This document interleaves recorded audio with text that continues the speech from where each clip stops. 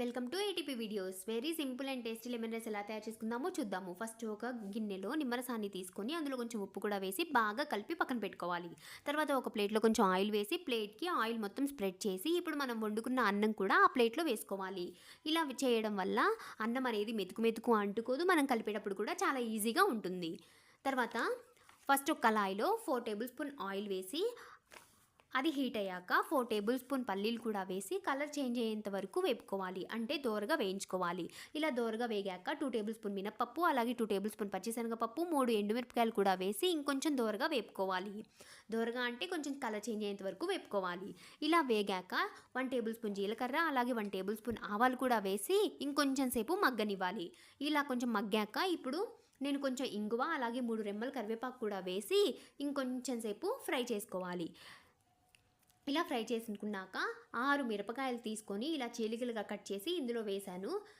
తర్వాత ఇందులో 1/2 table spoon పసుపు కూడా వేసి ఇంకొంచెం సేపు పచ్చిమిరపకాయలు మగ్గేంత వరకు వేపుకున్నాక మనం ముందుగా సిద్ధం చేసి పెట్టుకున్న అన్నం కూడా ఈ కళాయిలో వేసి కలుపుకోవాలి. అలాగే దీంతో పాటు నిమ్మరసం కూడా వేసి కలుపుకోవాలి. నేను నిమ్మరసంలోనే ఉప్పు వేశాను, సో మీరు ఉప్పు చూసుకొని వేసుకోండి. నాకు ఇదే సరిపోతుంది.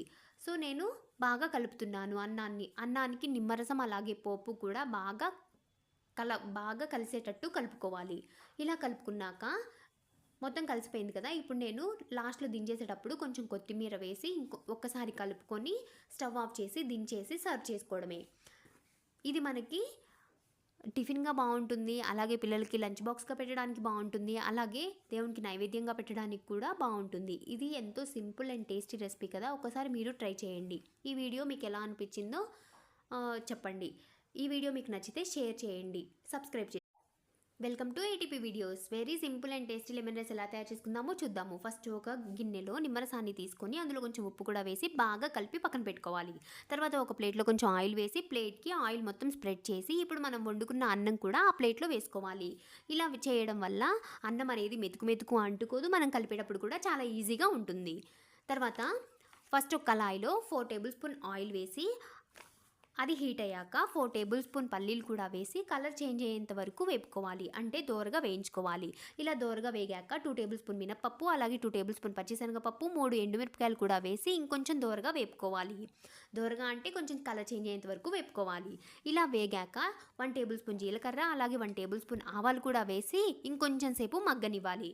ఇలా కొంచెం మగ్గాక ఇప్పుడు నేను కొంచెం ఇంగువ, అలాగే 3 రెమ్మల కరివేపాకు కూడా వేసి ఇంకొంచెం సేపు ఫ్రై చేసుకోవాలి. ఇలా ఫ్రై చేసుకున్నాక 6 మిరపకాయలు